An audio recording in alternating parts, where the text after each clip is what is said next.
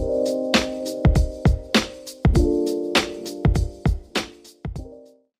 right. Um, my name is Boris. I'm a government contracting consultant. I help businesses win government contracts. And in this video, we're going to talk about GSA, more specifically GSA eligibility, because this is the most misunderstood part of the whole GSA. Because when people hear about GSA, most people think that, oh, I can just go apply. Everybody's eligible, and every business should have a chance to be part of a GSA program. Yes, you're right. Every business may need a chance to get approved of a GSA program. Unfortunately, it doesn't work like that. The government has some key requirement in order for a business to be approved to be part of a GSA network as a preferred vendor. So not every business is eligible to apply for the GSA schedule program, and I will explain you all the eligibility criteria that you need to have. And this is my favorite topic about GSA when we talk about eligibility, because it's the most misunderstood part of a GSA program, at least. All right. So let's get started here. There are about, let me see the exact number. There is about six main requirement in order to be part of a GSA network, and I will go through each of them. I will first list them all, and then I'm going to go deep in details into each of them. In this one, I'm actually going to go deep in details into each of them, just because I feel like it's going to help a lot of people understand exactly, um, you know, if they qualify and what makes them qualify, and if they don't qualify, why they not qualify to be part of a GSA network program. So let's get started here. So the first number one um, requirement is that your business must be legally registered um, in the US. That's the first one. Remember, we're going to come back more in details. What does that mean, right? When you say your business must be legally registered in the US, what does that mean, right? So yeah, you have to understand exactly. Does that mean you have to have an LLC? Does that mean you have to have a S corp? Does that mean we're gonna come back to that more in details? Keep watching. All right. So next year, um, as number two, the business must have at least 2 years in operations. What does that mean too? Does that mean that if I've been serving my own clients as a sole proprietorship, I can use that experience? Does that mean that if I had been, serving clients without the business and now have a business, does that experience count or not? We're gonna come back to that. Okay. Number three, you must have a proven past performance history. Does that mean that if you had private sector experience as an employee, does that experience work? Does that experience count? All that stuff we're gonna talk about it as well. Um, Number four, your business must be financial stable. Financial stable. What does that mean? Very, very vague, right? We're gonna come back and give more clarification to that. Number five, your product and services must be compliant with the trade agreement. And in my intro video about the GSA, I talked about the compliance that your product and services need to have in order to be part of the GSA network. So we're gonna be talking more in details of that here. Number six is you must offer competitive pricing to the government. What does that mean to be competitive to the government? What does that mean to give them competitive pricing? We're going to talk about that. All right. So let's go back to our first point here. So now that I've talked about, now that I've gave you the six main um, eligibility criteria to be part of a GSA network, we're going to go into each of them more in details, right? So now the first requirement, we're going to go more into details. It's the business must be a legally registered US based company. So what does that mean to the GSA office and the MSA program? So what that means is, to qualify for a GSA schedule, your business must be one, registered in the United States of America. So that means that you must be registered with whatever state you're in. You have to make sure you register there and you're compliant Oh, a little bit blurry.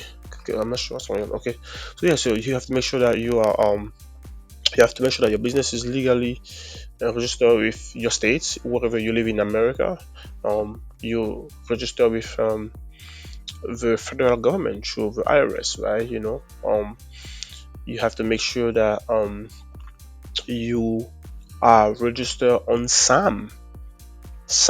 So in order to be qualified to get on the GSA, you must have already a SAM.gov account and have a unique identity ID. If you've been doing government contracting for a little while, you know what I'm talking about. If you freshly new to government contracting, I would not recommend to be worried about getting on the GSA, because you need to first understand how SAMs work. You need to first understand how SAM.gov works and how you can get approved to get on SAMs.gov before you even think about getting on the GSA, because to be part of a GSA, you have to be part of SAM.gov first. So yeah, so if you're already part of SAM.gov, then that means you have a unique identity ID, and you're gonna need that as a requirement in order to get on the GSA. And then next, you need to possess a commercial and government entity code, which is also called a cage code. Once you go through the SAMs.gov registration process, you get a cage code. You're gonna need that. You're gonna need to save that so that we can use that in the GSA process. It's part of the eligibility process. Yeah, steps here. Next, you need to be structured as a corporation, LLC, sole proprietorship, or partnership, right? So any of those work in order to be eligible for the GSA network. And then if your business is in or needs any kind of special licenses, based on your area of expertise, then you will need to get those licenses. So let's say your business is in the business that your company is in the business of providing medical services, right? Then that you always pretty much comes with special licenses, right? Like licenses from the states or the federal government. So if your business is in those kind of services, then you definitely want to make sure that you have licenses and that they are active and current. um so yeah, now we just talked about who are eligible. We talk about the eligibility um, um, criteria when it comes to being a legally registered business in the US. But let's talk about the exceptions, right? For businesses that are not legally registered in the US. So when you are a foreign business, you are not eligible for the GSA program, unfortunately, right? You are not. Um, Generally, only US based companies are eligible, unless that have changed. But from my research, that hasn't changed. And but if you are a foreign company and you have a US based subsidiary, then you are registered on SAM, then you might qualify. But that's you. It's not guaranteed. You can meet all of the criteria, but that one can be a little bit difficult. But then also another exception will be if your business products do not comply with the Trade Agreement Act, the one that I just talked about. That pretty much it says that products have to cannot be made in countries that are not allies with the US, and highly recommend products that are made within the US. Not always, but within the US. That's what they really highly recommend. All right, so that's it about when we talk about your the business registration eligibility. So all right, now we're gonna talk about the second main requirement to be eligible for the GSA program.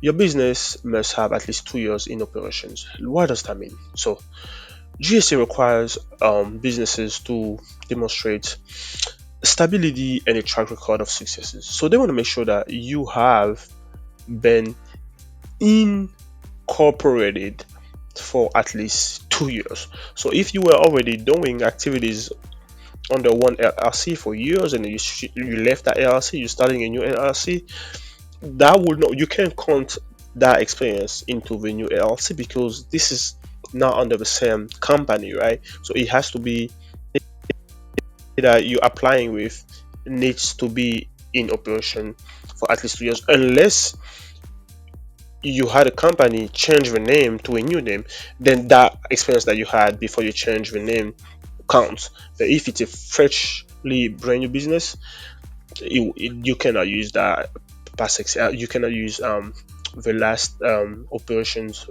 that you had prior, with the old company into the new one. So you have to make sure that they really go with the date of incorporation. So that's why you have to check that if the date of incorporation is what they go for. um, and you have to have that documented when you register your company with your state. Now next, you have to also make sure that you have your financial statements for the last 2 years from when you apply. So, and then you have to make sure that um,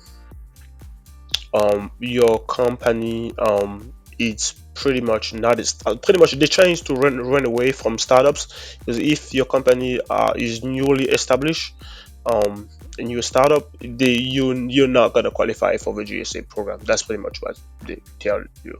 So unless a startup or a new freshly company can qualify, as part of those 2 year in operation, if they are only part of a merger or acquisition. Let's say a bigger company just purchased you and you have been in operation for 1 year, then that smaller company can qualify, because now they're now going to be under the bigger company that has been in business for years, right? So you're pretty much going to use the leverage of a bigger company that is acquiring you to be able to qualify. But other than that, you will not be able to qualify if your business has been in business for less than 2 years. So all right, next year, number three, we're going to talk about the past the past performance history. The GSA requires that you have proven past experience. So your company must have prior experience providing products or services similar to those listed in your GSA applications.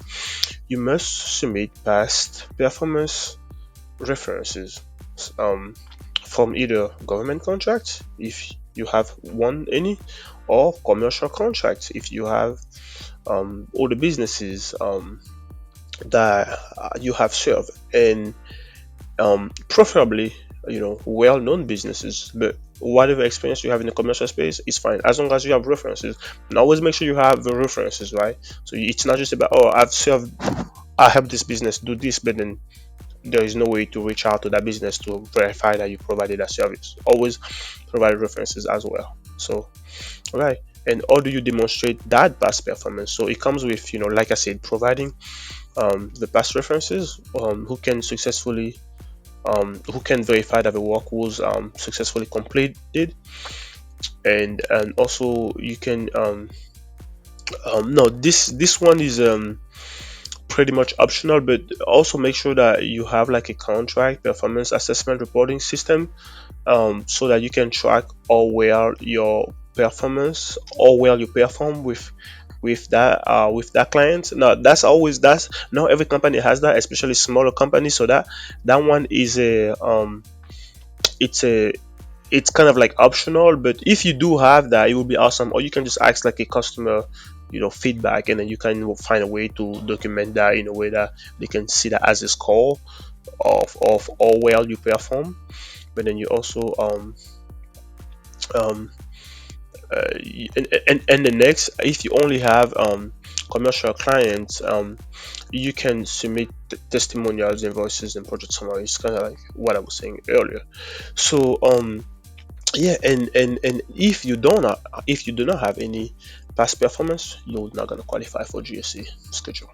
So yeah, and then next we're going to talk about the fourth one is the business must be financially stable. This one is a very um, common questions that I get from my clients that are trying to get approved with the GSA.